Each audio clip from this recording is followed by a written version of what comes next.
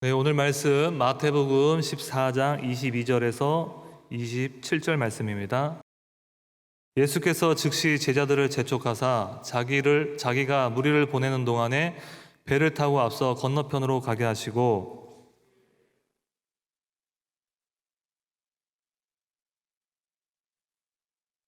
배가 이미 육지에서 술이나 떠나서 바람이 거스름으로 물결로 말미암아 고난을 당하더라. 제자들이 그가 바다 위로 걸어오심을 보고 놀라 유령이라 하며 무서워하여 소리 지르거늘 예수께서 즉시 이르시되 안심하라 나니 두려워하지 말라. 아멘. 자, 오늘 본문 내용에 앞서 보면은 두 가지 내용이 있습니다. 사건이 있는데 하나는 세례 요한이 순교를 당하고 하나는 그 이어 오병이어 사건이 있습니다.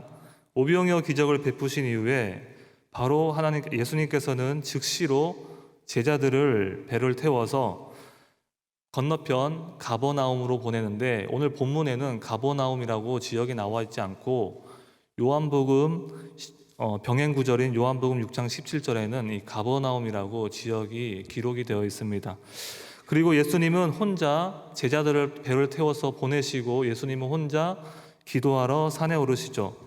시간이 얼마나 많이 흘렀을까요? 배는 이미 육지에서 수리를 떠나 항해하는데 이 제자들이 예상치 못한 일을 만납니다. 24절 한번 띄워주시죠. 함께 읽겠습니다. 배가 이미 육지에서 수리나 떠나서 바람이 거스름으로 물결로 말미암아 고난을 당하더라. 아멘. 네, 잘 항해하던 배가 무엇을 만나서 고난이 되었습니까? 거스르는 바람을 만나서 고난을 맞았습니다. 얼마 전 우리나라를 지나간 이 타파와 같은 태풍이었는지 이 제자들도 극심한 고난을 당합니다.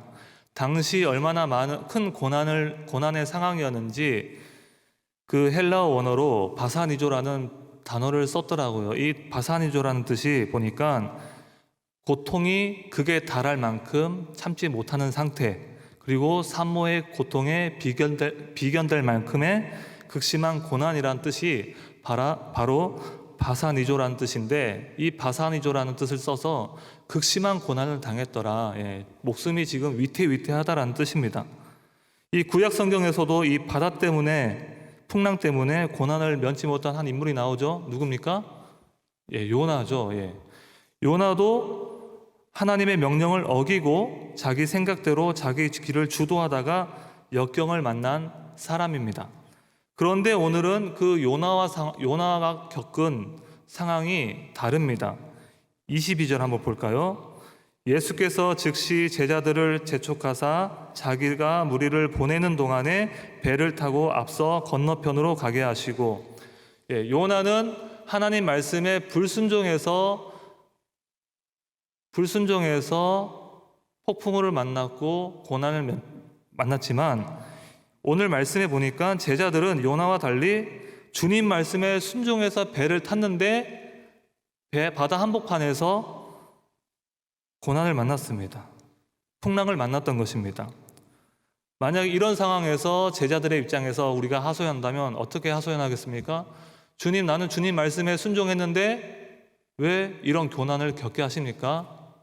주님 말씀에 순종해서 배를 탔는데 왜 우리에게 고난이 닥쳐옵니까? 라고 하소연할 수도 있습니다.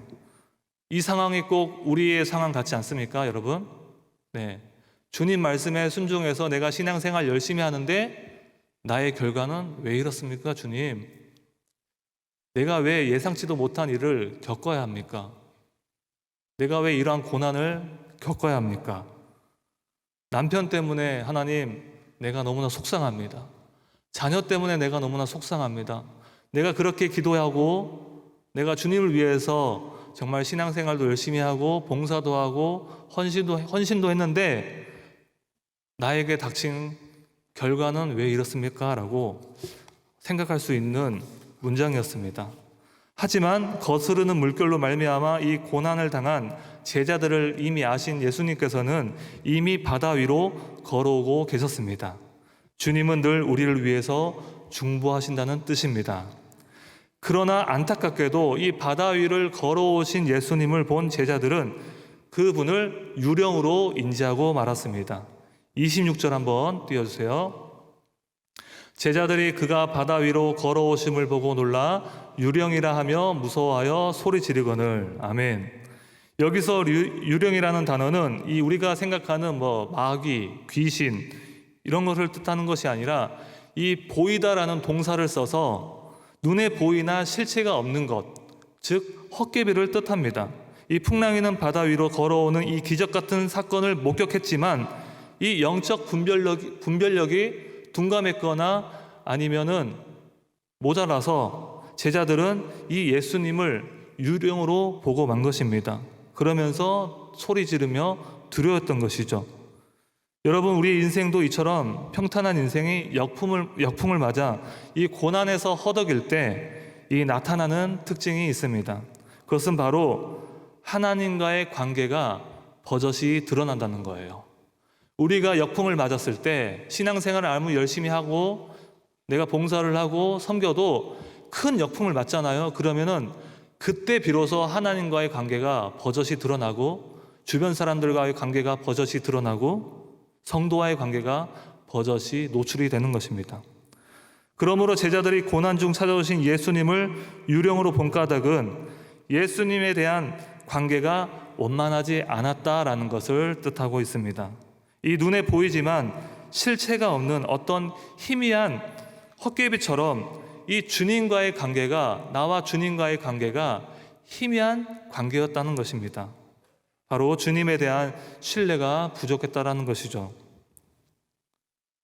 신뢰라는 말을 제가 네이버 인터넷에 검색을 해보니까 믿을 신, 의뢰할 뇌, 말 그대로 믿고 의지함이라는 뜻이 있더라고요.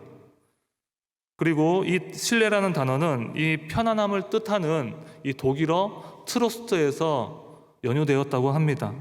근데 이 트러스트, 편안함, 이 신뢰라고 생각하면 이 누군가를 믿을 때 마음이 편안해진다. 그래서 그 사람이 배신을 저지르지 않을까 하고 염려할 필요가 없기 때문에 마음이 편안해질 뿐만 아니라 배신을 위한 예방에 들여야 할 시간과 노력을 절약하게 해준다라는 뜻도 있었습니다. 그럼 신뢰의 반대말은 무엇일까요? 불신입니다. 신뢰에는 반드시 정직이 따르지만 이 불신에는 거짓말이 수반됩니다. 우리가 살아가는 이 지금 사회는 배신하고 배신당하는 사회를 우리가 지금 살아가고 있습니다. 내 등을 시원하게 긁어주리라 생각했던 사람이 어느 날 나의 뒤통수를 후려치고 믿었던 지인에게 돈을 빌려줬더니 갚기는커녕 소식이 두절되며, 그리고 내가 응원했던 나의 팬이었던 연예인은 어느 날 문란한 행동을 일삼아 꼬리가 잡히고, 또한 청렴할 줄 알고 내 손으로 직접 뽑았던 정치인들은 남몰래 했던 투기가 들통나 곤욕을 치르는 사회가 지금 바로 우리가 살아가는 사회입니다. 또한 인터넷에서 제가 신뢰에 대한 검색을 해보니까 이런 내용이 또 있더라고요. 이 서울대 사회학과 교수인 이재열 교수라는 분이 이 사회적 신뢰라는 제목을 가지고 이 강연한 내용이 있었는데, 그분의 주장은 대략 이렇습니다. 신뢰가 높아지면 해결 못할 문제가 없다. 더욱이 이제는 그 신뢰라는 것이 어떤 고정된 실체로서가 아니라 그것들이 어떤 맥락 속에서 작동하느냐를 가장 중요하게 봐야 할 것이라며, 즉 개인주의, 그리고 인격주의, 권력 간 거리 등 좀 더 섬세하고 다차원적으로 살펴볼 필요성이 있다라고 그 교수는 주장했습니다. 저도 이 글을 읽으면서 개인적인 입장에서는 상당히 설득력 있고 긍정적으로 적용할 필요가 있다라고 한번 생각해 보았습니다. 하지만 하나님이 택한 백성, 성도는 사회적인 관계에서는 물론이고 개인과 하나님과의 관계에서도 신뢰를 상당히 요구합니다. 그런 의미에서 한번 제가 질문해 보겠습니다. 여러분은 하나님을 신뢰하시나요? 진실로 신뢰하시나요? 아멘. 예.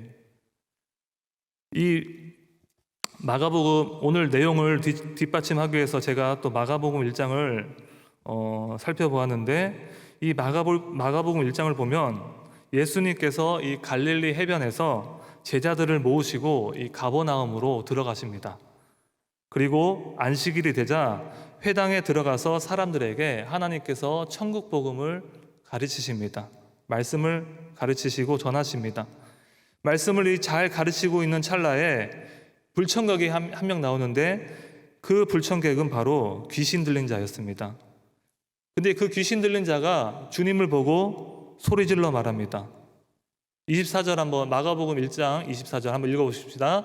나사렛 예수여, 우리가 당신과 무슨 상관이 있나이까? 우리를 멸하러 왔나이까? 나는 당신이 누구인 줄 아노니 하나님의 거룩한 자니이다. 아멘. 예수님께서 회당에서 안식일 날 천국 복음을 위해서 막 설교를 하시는데 갑자기 이 귀신 들린 자가 나타나서 하는 소리가, 나는 당신이 누군지 압니다. 당신은 하나님의 거룩한 자인 줄도 압니다. 근데 그게 나랑 무슨 상관입니까? 라고 소리질러 외칩니다. 이 귀신 들린 자는 주님을 보고 그분이 예수 그리스도인 것을 단박에 알아차렸어요. 어떻게 알았을까요? 귀신도 영적인 존재이기 때문에 주님으로 바로 알아본 것입니다. 그러나 그 귀신 들린 사람은 예수님을 알아만 보았지 신뢰하지 않았습니다. 아니, 신뢰하지 못합니다. 왜냐하면 죄악으로 말미암아 더럽혀진 상태로는 우리는 주님과 관계할 수 없기 때문입니다. 관계할 수 있는 상태가 아니니 당연히 신뢰할 수가 없습니다. 이것은 마치 우리의 모습과 같습니다. 눈에 보이지 않는 그렇게 많은 미세먼지가 내 몸에 덕지덕지 붙어 있어도 지금 우리가 별 고통 없이 살아가는 것처럼 이 죄악 덩어리들이 내 영의 침투에 가득 채워 있어도 우리가 그것을 무감각하며 살아가니까 그것이 우리가 체감하지 못하면서 우리가 그냥 살아가고 있는 우리 사람들이 아주 많이 있습니다. 바로 이 귀신 들린 자 하니까 좀 약간 기분 나쁠 수 있는데 이 귀신 들린 자가 바로 우리의 모습이라는 거죠. 여러분, 관계를 깨뜨리는 것 중에 가장 무서운 대적이 하나 있는데 그것이 무엇이냐면 바로 자기 사랑입니다. 내가 주님과 무슨 상관이 있습니까? 굉장히 이기적이잖아요. 청년부가 청년 생활을 열심히 합니다. 처음에는 잘 시작해요. 은혜로워요. 은혜 충만해요. 그런데 한 번씩 넘어질 때가 있어요. 서로 시기하고 질투할 때 공동체는 무너집니다. 마찬가지로 자기 사랑뿐만 아니라 자기 연민, 자기의 이것 때문에 보통 우리는 넘어지는데 우리 속에서도 우리가 항상 성령 충만하지 않기 때문에 때로는 나도 악한 영의 역사가 나에게 침투해서 나도 혹시 하나님의 일을, 하나님과의 관계를 무너뜨리고 있지 않은가 하고 이 말씀에 빗대어서 우리가 살펴볼 필요가 있습니다. 더 구체적으로 설명드리자면 신약 성경에서 성령이라는 뜻을 가진 헬라의 원어는 푸뉴마라는 단어를 사용합니다. 그리고 하나님을 대적하는 자, 즉 원수, 마귀, 용, 옅뱀, 사탄 등으로 등장하는 이 단어는 다이모니온이라는 단어를 씁니다. 하나님의 대적하는 모든 세력을 말하는 이 다이모니온. 이 다이모니온에서 파생된 것이 게임방에 가면 디아블로죠. 디아블로 들어보셨죠? 예. 거기서 파생되었는데, 자, 그럼 여기서 질문하겠습니다. 마가복음 1장에 나온 이 귀신 들린 자는 그럼 푸뉴마일까요? 다이모니오일까요? 무엇일까요? 하나님의 영을 가리키는 푸뉴마일까요? 아니면 하나님을 대적하는 다이모니온일까요? 다이모니온. 그렇죠. 다이모니온. 저도 그렇게 생각했는데 아니었어요. 이 마가복음 1장 그 24절 그 원어를 보니까 이 귀신 들린 자는 하나님을 대적하는 다이모니온이 아니었고 성령을 뜻하는 그 푸뉴마 앞에 더러운이라는 수식어가 붙어 있었습니다. 직역하면 이거 한글로 번역돼서 우리가 귀신이지 원문 그대로 번역을 하면 더러운 영을 가진 자라는 뜻입니다. 어떤 죄로 말미암아 깨끗하던 영의 상태가 더럽혀진 상태가 되었다라는 것을 뜻합니다. 이 바꿔 말하면 이 더러운이라는 수식어가 제하여지면 바로 우리가 다시 성령으로 충만한 자가 된다라는 뜻입니다. 그렇기 때문에 이 마가복음 1장 24절에 나오는 이 귀신은 우리가 보기에는 듣기 거북하지만 좀 더 거북하지 않게 표현을 하자면 더러운 영이 임한 자, 이렇게 이해하면 되겠습니다. 그러면은 그 모습이 어떤 모습인가요? 누구의 모습인가요? 바로 우리의 모습이죠. 우리 늘 앞에 찬양하시는 우리 권지사님, 늘 성령 충만하십니까? 아니죠. 예. 우리는 늘 성령 충만할 수가 없어요. 때로는 시험이 오면 넘어집니다. 때로는 자빠집니다. 시기 질투가 들어서 남을 험담합니다. 악한 영이 나에게 침투해서 나도 거기에 몸살을 얻습니다. 바로 이 성경에 나오는 이 귀신이 바로 그런 자였어요. 바로 우리의 모습이라는 거죠. 그런데 이 사람이 예수님께 고작 한다는 얘기가 내가 당신과 무슨 상관이 있습니까? 라고 소리 지르며 고개를 절레절레 흔들죠. 꼭 죄로 짙어진 우리의 삶의 한 부분인 것입니다. 주님, 내가 진짜 그렇게 신앙생활 열심히 했는데 주님, 결과가 이것뿐이에요? 이러실 거예요? 내가 죽도록 충성했는데 고작 이거예요? 이 마음이 자체가 내가 당신과 무슨 상관이 있습니까? 라는 뜻이라는 거죠.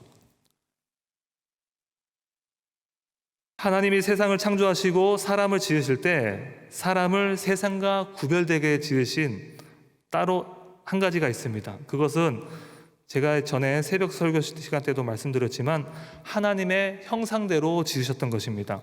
이 말은 하나님을 쏙 빼 닮았다라는 뜻인 것이죠. 하나님의 마음을 우리에게 심어주셨다라는 뜻인 것입니다. 이 더욱 놀라운 사실은 우리에게 심어주신 마음에 하나님과 서로 교통할 수 있는 이 관계의 능력을 심어주신 것입니다. 하나님의 마음을 우리에게 하나님의 형상대로 지원받았던 것은 하나님과 나와 교통할 수 있는 그 관계의 능력을 우리의 마음에, 우리의 심령 속에 심어주셨다는 뜻인 것입니다. 그래서 칼빈주의 5대 교리에서 첫 번째가 보면 인간은 죄로 말미암아 전적 타락했다, 전적 부패했다라고 나와 있는데 그럼에도 불구하고 남은 것이 하나 있다면 하나님의 형상이 우리 인간에게 남아있는 것입니다. 그러므로 하나님의 관계가 존속될 수가 있는 것이에요. 부모님과의 관계가 존속될 수가 있는 것이고 유지될 수 있는 것이고 부부, 연인, 그리고 형제 자매, 친구, 성도, 관계되는 모든 것이 유지될 수가 있는 것이죠. 그래서 죄로 오염되어 타락할 수밖에 없었던 우리 스스로는 하나님과 관계를 맺을 수가 없지만, 신뢰를 회복할 수 없지만 오직 하나님의 의로만 회복할 수가 있습니다. 이 의는 우리가 하나님을 아빠, 아버지라고 부를 수 있게끔, 그리고 우리가 주님을 친구라고 부를 수 있게끔 이 관계를 열어놓으신 분이 바로 하나님이시고, 하나님의 의로 말미암아 우리가 다시 한번 그분과 죄를 짓고는 있지만 그 하나님의 의로 말미암아 우리가 다시 관계를 회복할 수가 있다라는 거예요.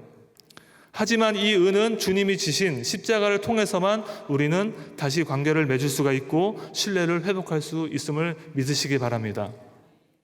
성부, 성자, 성령, 이 세 위격의 하나님도 서로 관계를 통해서 한 분으로 계십니다. 그만큼 관계와 신뢰를 중요시한다는 의미가 포함되어 있는 것이죠. 성부 하나님은 이러한 진리를 말씀으로 지정해 주셨고, 성자 예수님은 죄로 인해 깨진 관계를 회복시키시기 위해서 이 땅에 오셨습니다. 오직 예수님이 흘리신 보혈로 말미암아 해결되는 부분입니다. 그리고 마지막 성령 하나님은 오늘날 이 관계를 유지시키시고 완성시키는 사역을 지금도 하고 계십니다.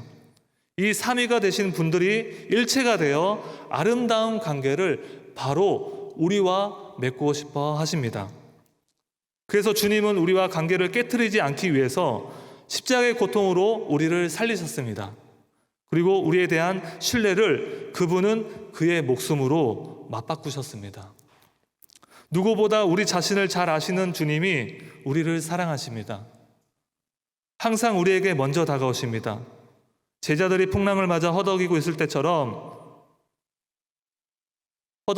때 주님은 이미 다가오시는 분이십니다. 그러면서 오늘 말씀 그렇게 말씀하시죠. 아들아 딸아 안심하라. 나니 두려워하지 말라. 라고 위로해 주시고 권면해 주시고 쓰러진 나를 다시 일으켜 세워주시는 분인 줄 우리가 이 사실을 믿으셔야 할 줄 믿습니다. 이 놀라운 사실이 하나님과의 관계, 하나님과의 신뢰를 회복할 때 우리에게 즉각적으로 일어난다라는 사실을 우리가 오늘 말씀을 통해서 깨달았습니다. 말씀을 정리하겠습니다. 바다가 장전할 때는 모든 세상이 평화로워 보이고 아름다워 보입니다. 하지만 태풍이 불고 비바람이 세찰 때 그 평화롭던 바다는 비로소 바닷속에 감춰진 온갖 쓰레기들을 수면 위로 떠오르게 합니다. 우리의 심령도 바다와 같아서 고난받을 때 우리 속에 있는 우리의 참 모습이 죄악들과 함께 드러납니다. 그 죄악들로 인해 찾아오신 주님을 유령으로 보느냐, 아니면 내가 당신과 무슨 상관이 있습니까? 라고 보느냐, 아니면 두려워 말라 라고 손 내밀어 주시는 주님으로 보느냐는 것은, 주님을 신뢰하는 것은 바로 여러분의 믿음의 몫입니다. 하지만 염려는 하지 마십시오. 예수 그리스도 자녀된 우리에게 찾아온 고난과 고통은 어떻게 보면 슬픈 것처럼 보이지만 반면에 하나님께서 택하신 성도들에게 오히려 나와 관계되는 주님, 그리고 관계되는 사람들의 깨진 신뢰들을 회복시켜주는 축복의 연결 통로가 될 수가 있습니다.